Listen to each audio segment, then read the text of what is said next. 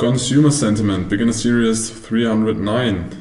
There is one more after this, the economic calendar, and then we finish with beginner series 300. We will step to volume profile. So you're close to the end of the beginner series. What is the consumer sentiment? So we just went through the business sentiment and why it is important and why it can be a leading indicator of an economy's health. What is the definition of consumer sentiment? It measures the confidence of consumers regarding their own financial situation and the overall economic outlook. Even we as humans, also as companies, plan sometime in the future. We decide to create a family or build a house or buy a car, depending on how safe we feel in the society, in the politics, how safe our job is, or how we assume our job is, how safe is the general economy we're living in.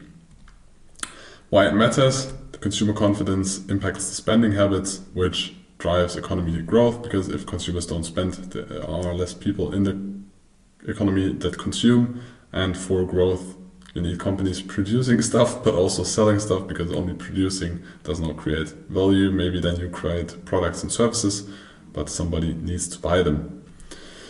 When sentiment is high, consumers are very likely to spend, so there's a lot of demand for the products or services companies offer. While sentiment is low, people are tending to save more money than spending. The key metrics are things like the Consumer Confidence Index, CCI, or the Michigan Consumer Index. Those are the most famous one, and the correlation is kind of high.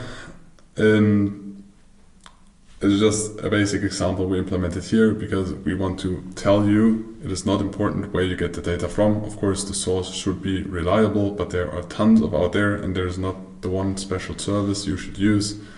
Just use any and display the data. As I already told you in the previous section, you can take different data and lay them above, or take the data and lay them above the asset and try to look for correlations or early indications. How is the consumer sentiment measured? Surveys and indices. So the Consumer Confidence Index is published monthly, and it reflects the consumer's perception of current and future economic conditions. The Michigan Consumer is also published monthly and is capturing the household sentiment. So how is the personal finances, how much are they in savings, and so on. What are the components? They are the current conditions, so how do they feel about the present situation? But we want leading indicators, not lagging indicators. It's also about future expectations, so how is the outlook on the financial situation and the economy over the next 6 to 12 months. There are some numbers. Above 90 in generally is a strong signal, below 70 is kind of low confidence. What is the impact of consumer sentiments on the markets?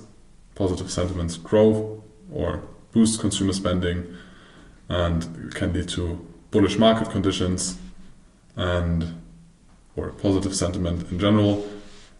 The impact on interest rates and inflation, so strong consumer sentiment can lead to economic overheating, because if there is less demand, if there is more demand than there is supply, prices rise, because you have more bidders that are willing to pay a higher price for a product, and then the inflation is rising because the companies can raise the prices because there is more demand than supply.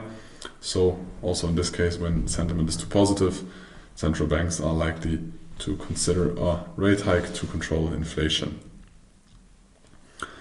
High sentiment benefits sector like retail, travel, and luxury goods, because then the economy is good, the people are feeling safe, and they are likely to spend. So they spend in retail stores, they travel a lot because they have more free time, and they spend on luxury goods.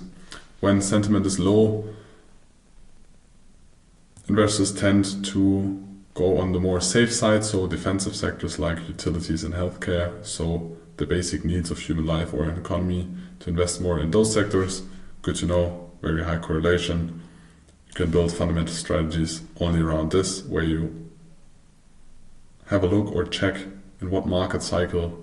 It's a very long-term investing process with only fundamentals and nearly no technicals, where you only analyze what is the current state of the economy and where is the big money flowing. Is it more passive or is it more aggressive? And a big part of this is the sentiment.